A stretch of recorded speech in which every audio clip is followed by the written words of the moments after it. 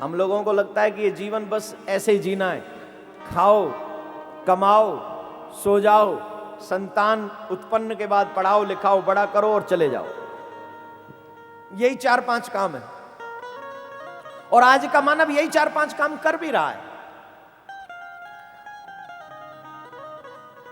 तो जब कर्दम मुनि चले गए तो कपिल देव से उनकी मां पूछती है, हे पुत्र, मैंने ऐसा सुना है कि तुम नारायण के अवतार हो, क्या ये सच है? बोले हाँ मां, ये सच है। बोले बेटा मुझे एक बात बताओ, जब जीव को मानव शरीर मिल जाए तो जीव को क्या करना चाहिए और पूरे जीवन भर क्या करते रहना चाहिए?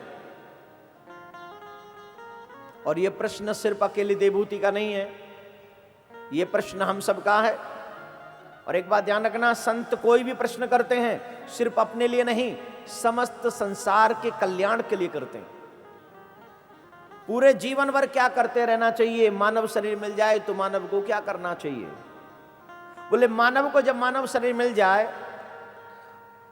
तो मानव को मोक्ष प्राप्त करने की कोशिश करना चाहिए और मानव को पूरे जीवन भर अपने भगवान को मनाने की कोशिश करते रहना चाहिए। बोलो राधे राधे।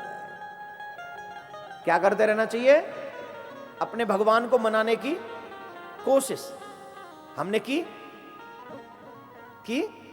सुबह उठे, अगरबत्ती जलाई, दिया जलाया और सुबह भगवान के आगे बोले ओम जय जगदीश हरे। आखिरी कड़ी जरूर बोलते हैं, कौन सी मालूम है? कौन सी कड़ी आखिरी? परम प्रभु की आरती जो कोई नर गावे, आखिर में मन वांछित फल पावे, ओम जय जगदीश हरे।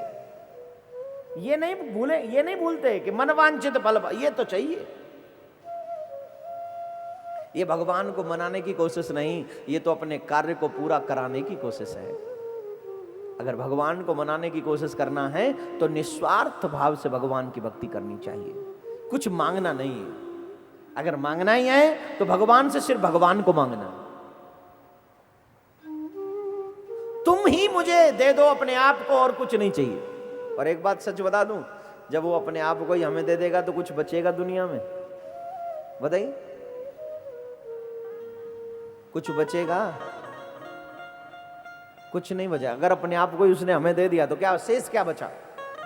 छोटी मोटी चीजें मांग मांग कर तो हम प्रभु से दूर हो रहे हैं। एक ही बार बड़ी चीज मांगो, पुख्ता मांगो, अपने आप को ही हमें दे दो तो आनंद आ जाए।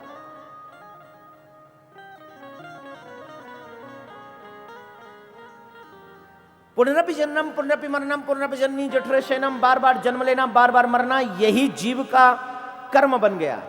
और इसी कर्म की वजह से जीव लज्जित होता है, पापों की वजह से जीव का पुनर्जन्म होता है और पुनर्जन्म की वजह से ही जीव, कर्मों की वजह से जीव को जब तक इच्छा नहीं मरती तब तक जन्म लेना पड़ता है और जब तक जन्म लेना पड़ता है तब तक प्रभु की शरण में नहीं जाता। मां के गर्भ में जब जीव जाता है उसकी स्थिति समझ लीजिए जरा। मां के गर्भ में जब शिशु 2-3 महीने का होता है, 4 महीने का होता है, तो उसके अंग पर ये शरीर जो है, इस पे त्वचा, ये चर क्या बोलते हैं इसको? स्किन क्या बोलते हैं? हाँ ये समझ, हमारे यहाँ उसको बोलते खाल बोल लेते हैं, कोई चमड़ी बोल लेते हैं, और पढ़े लिखे लोग तो बोलते ही फिर। हाँ। जब 3-4 महीने का होता है तो उसके अंग की ये नहीं बन पाती, ऊपर की चमड़ी, सिर्फ मांस का लोथड़ा होता है। और मांस का लोथड़ा होता है, हल्की सी उंगली कटे, ध्यान से सुनिएगा एक एक शब्द, उंगली कटे या नाखून की ये जो चिट होती है उखड़ जाए और इसमें नमक मिर्च या कुछ खट्टी वस्तु लग जाए, कैसा लगता है? कैसा लगता है? जोर से बोलिए। अच्छा लगता है ना? नहीं लगता, दर्द होता है, जलन होती है। ये थोड़ा कटा इसलिए थोड़ी जलन हो रही है, लेकिन गर्भ में जो मां के गर्भ में शिशु पल रहा है उसके तो पूरे अंग पर कटे के बराबर है, ये चमड़ी है ही नहीं। और जब माँ उस समय नमक मिर्च या कोई खट्टी वस्तु खाती है तो डायरेक्ट जाकर बच्चे के बदन को लगता है और बच्चा उस समय चीखता है, चिल्लाता है, रोता है, मुझे बचाओ, मुझे बचाओ, मुझे बचाओ। लेकिन अफसोस गर्भ में उसकी बात सुनने वाला वहां कोई होता ही नहीं। छोटे छोटे कीटाणु से खाते रहते, नोचते रहते हैं। कई बार वो बेहोश हो जाता है गर्भ में, मूर्छित हो जाता है गर्भ में, और कई लोग तो गर्भ में ही गोविंदाय नमो नमः स्थिति होती है। रहता कहां है? रहने की जगह सुनिए, ये बात बहुत समझने वाली है। अभी तो हम बड़े बड़े मकानों में रहते हैं, अच्छे अच्छे बेडरूम बनाए हुए हैं, एक एक बेडरूम में पता नहीं कितने कितने लाख लगाए हुए हैं। आए बाबा, अच्छा है, रहना चाहिए, भगवान ने दिया, उपयोग करना चाहिए। लेकिन इसका उपयोग करते करते जरा एक उपयोग ध्यान रखा करिए कि अभी कुछ सह के आ रहे हम, उसकी रहने की जगह है जहां पर मां का मलमूत्र है, उस मां के मलमूत्र में लिपटे हुए उसे 9 महीने व्यतीत करने गर्भ में। और इतना ही नहीं, उस गर्भ में मलमूत्र में भी सीधे नहीं, उल्टा लटका रहता है, सर नीचे पैर ऊपर, उल्टा लटका है। कितने दिन? जोर से बोलिए। 9 महीने। मैं आपसे ज्यादा नहीं कहता, मैं आपसे इतना ही पूछता हूं कि आपको इसी पंडाल में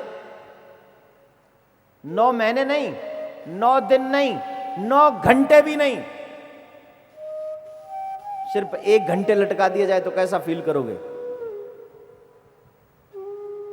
हंसने की बात नहीं, समझने की बात है। अभी हम उस कष्ट को भूले हुए हैं, जो कष्ट हम सह के आए हैं उसको भूल गए, इसीलिए पाप करते हैं। अगर उसको याद रखे तो पाप ना करे। आज हम उसे भूल गए हैं, इसलिए हम ये पाप कर रहे हैं। उसको याद करना पड़ेगा जो गर्भ में हमने सहा। वहां उल्टे लटके रहे 9 महीने, यहां हमें कोई उल्टा लटका दे सिर्फ 1 घंटा, सोचिए कैसा लगेगा, अच्छा या बुरा? जोर से बोलिए। कोई चाहेगा लटक जाए उल्टे? कोई नहीं चाहेगा। छोटी सी जगह, बहुत छोटी जगह, उस बहुत छोटी जगह में उसे उल्टे लटके रहना पड़ता है, करवट भी नहीं ले पाता। एक करवट से ही एक ही जगह पे जहां है वहां फिक्स है, वो हिलने की कोशिश करता है, उतनी जगह नहीं है वहां। मां के मलमूत्र में लिपटे। मैं आपसे कहता हूं, इस इलाके का थोड़ा भी कूड़ा करकट जहां डालते हो, तुमको कोई कह दे, हमको कोई कह दे कि एक कुर्सी डालकर वहां 4 घंटे बिताओ, बैठाएंगे? बैठेंगे वहां 4 घंटे कुर्सी पे? कुर्सी पे भी नहीं बैठेंगे, क्योंकि वहां गंदगी है, वहां कूड़ा करकट है। अरे यहां तो तू 4 घंटे बैठ या मत बैठ, ये तेरी मर्जी, लेकिन गर्भ में तेरी मर्जी चलने वाली नहीं, वहां मेरे परमात्मा की मर्जी चलती है। और मां के मलमूत्र में तुझे 9 महीने व्यतीत करने ही पड़ेंगे, 9 महीने व्यतीत करने पड़ेंगे तुझे गर्भ में, और सब करते हैं।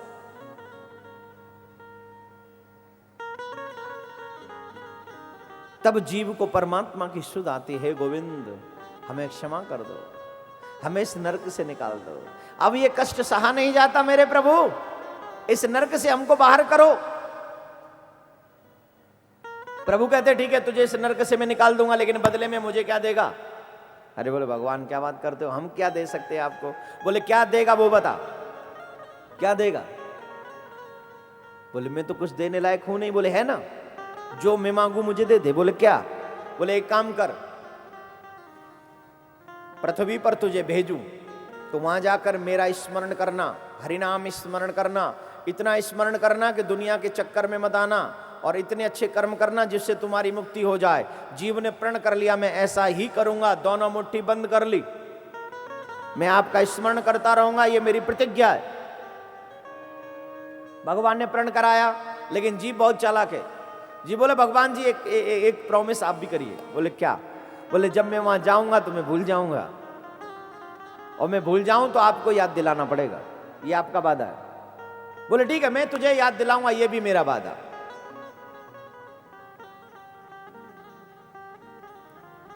अब जीव आ गया, और कबीर बाबा ने बहुत अच्छी एक बात लिखी, एक दोहा। वो दोहा बड़े गजब का है। क्या है? कबीरा जब हम पैदा हुए, जग हंसा हम रोए, ऐसे करने कर चलो, हम हंसे जग रोए। जब कोई भी व्यक्ति जन्म लेता है तो संसार में सब हास्य विनोद करते हैं, हंसते हैं, लेकिन जिस बच्चे का जन्म हुआ वो रोता है। बोले क्यों रोता है?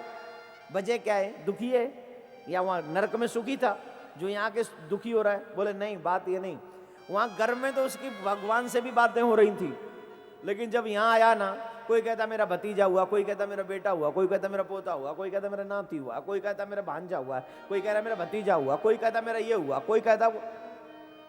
सबने कहा कि मेरे ये हुआ है, किसी ने ये नहीं कहा कि मेरे घर में गोविंद का प्रसाद हुआ है।